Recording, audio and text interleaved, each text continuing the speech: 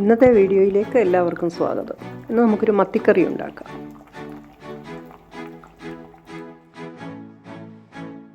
ചക്കയ്ക്കും കപ്പയ്ക്കും ചോറിനൊക്കെ പറ്റിയൊരു മത്തിക്കറിയാണ്.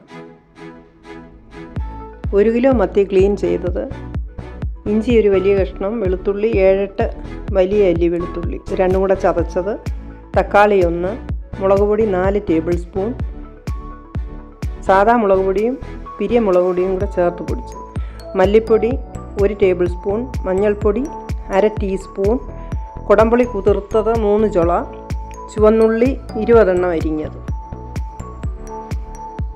ചട്ടി ചൂടാവുമ്പോൾ 3 table spoon വെളിച്ചെണ്ണ ഒഴിച്ച്, വെളിച്ചെണ്ണ ചൂടാവുമ്പോൾ 1/2 ടീസ്പൂൺ കടുകിടുക. കടുക് പൊട്ടുമ്പോൾ 1/2 ടീസ്പൂൺ ഉലുവ ഇടുക.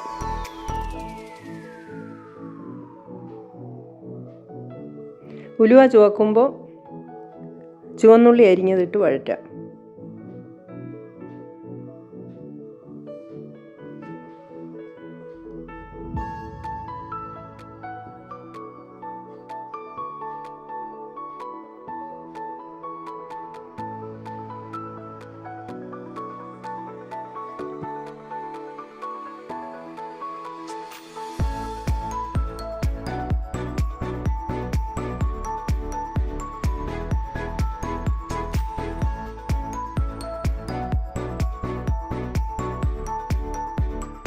ഇഞ്ചിയും വെളുത്തുള്ളിയും ചതച്ചതിട്ട് വഴറ്റാം.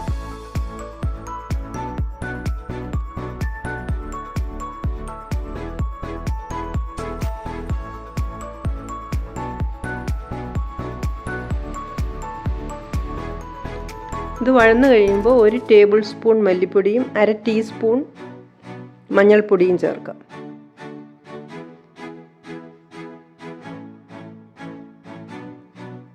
നാല് ടേബിൾ സ്പൂൺ മുളക് പൊടി ചേർക്കാം.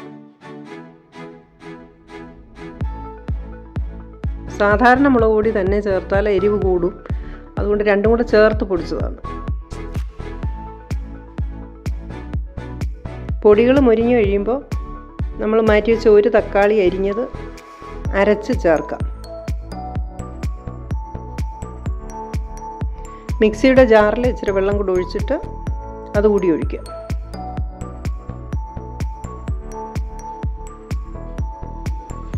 നന്നായിട്ട് വഴറ്റിയിട്ട് കുതിർത്ത് വെച്ച പുളി വെള്ളത്തോടെ ചേർക്കാം.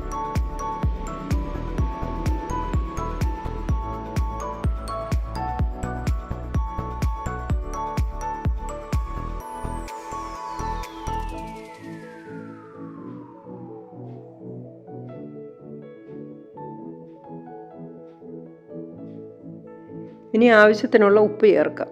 ഞാനൊരു 1.25 ടീസ്പൂൺ ഉപ്പാണ് ചേർത്തത്.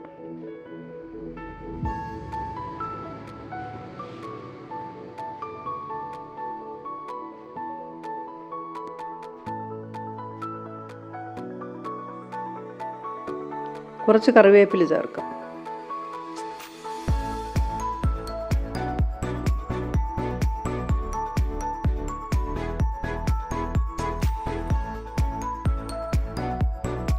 രണ്ടര കപ്പ് ചൂടുവെള്ളം ചേർത്ത് ഇളക്കി അടച്ചു വെക്കാം.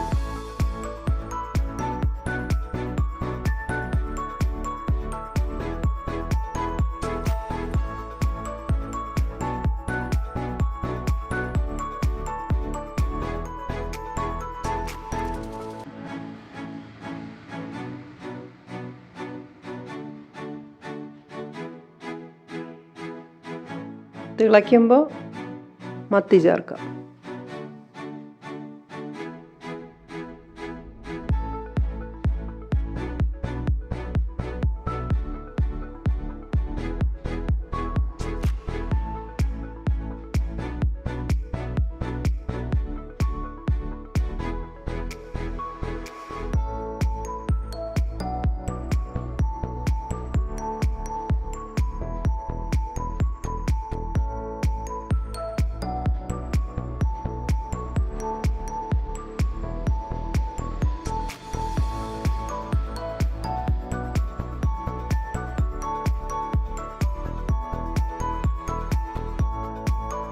അടച്ച് വേവിക്കാം.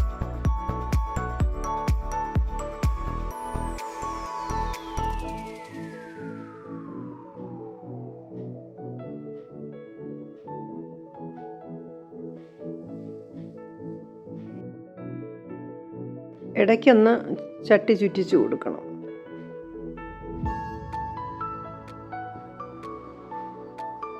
മീഡിയം ഫ്ലെയിമിൽ വെക്കണം.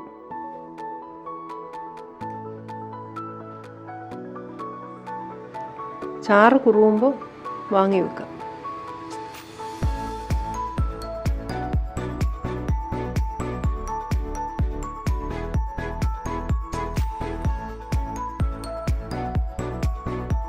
ചക്ക വേവിച്ചതിൻ്റെ കൂടെ കപ്പ വേവിച്ചതിൻ്റെ കൂടെയും ചോറിൻ്റെ കൂടെയൊക്കെ കഴിക്കാൻ പറ്റിയ മത്തിക്കറിയാണ്. നിങ്ങൾക്ക് ഇഷ്ടമാകുമെന്ന് വിചാരിക്കുന്നു. മറ്റൊരു വീഡിയോയുമായി നമുക്ക് വീണ്ടും കാണാം.